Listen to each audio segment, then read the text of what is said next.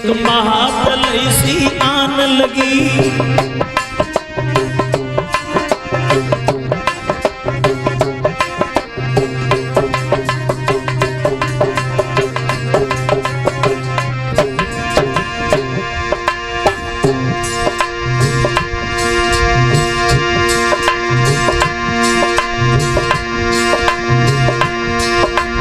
पृथ्वी हिलने लगी, आकाश महाप्रलय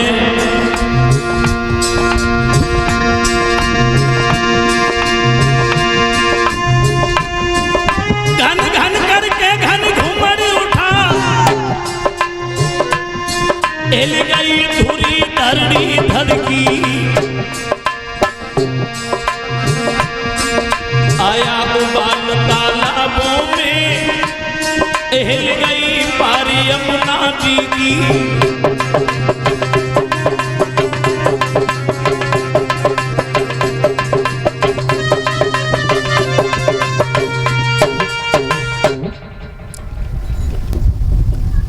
महा अपशकुन हुए हैं जब उस बालक का जन्म हुआ।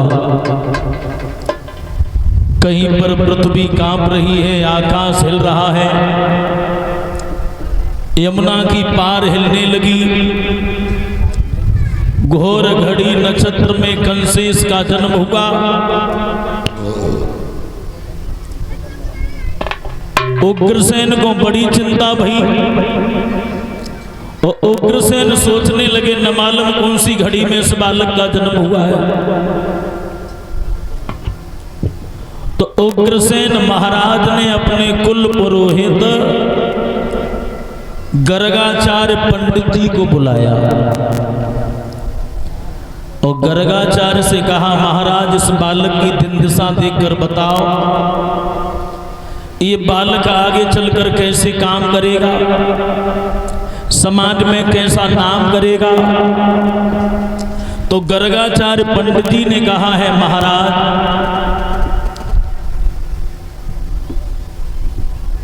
ये बालक तुम्हारे कुल में कलंक बन के आया है। आगे चलकर ऋषि महात्माओं को ये बालक बहुत सताएगा। मंदिरों को तुड़वाएगा, गौशाला में आग लगवाएगा। ये बालक आगे चलकर तुम्हारा नाम नहीं चलाएगा। और इस बालक का नाम है कंस। कंस नाम है इस बालक का। और महाराज इस बालक को आप मरवा दीजिए, और मरवा अगर न सको तो इसे यमुना में फेंक दीजिए। उग्रसेन महाराज कहने लगे, अब बालक है, मारा तो नहीं जाएगा, लेकिन हम इसे छोड़ेंगे भी नहीं। उग्रसेन ने कंस को एक वस्त्र में लपेटा और वस्त्र में लपेटने के बाद में यमुना में बहा दिया। यमुना में जब बहा दिया है संदूक में बंद करके, तो वो संदूक बहता बहता पहुंचा है कहां, बटेश्वर में।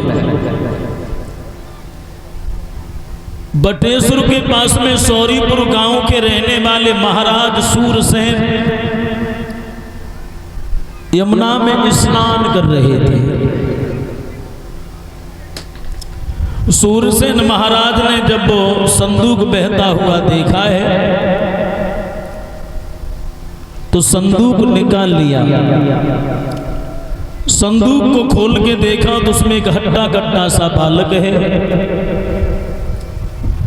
सूरसेन उस बालक को अपने घर पर लेके आए हैं। अपनी पत्नी से आकर कहा है कि एक बालक तो भगवान ने तुम्हें पहले से दे दिया है, दूसरा बालक ये हमें यमुना मैया ने दिया है। जितना प्यार दुलार तुम अपने बालक वसुदेव को करती हो, और उतना ही प्यार तुम इस बालक को देना।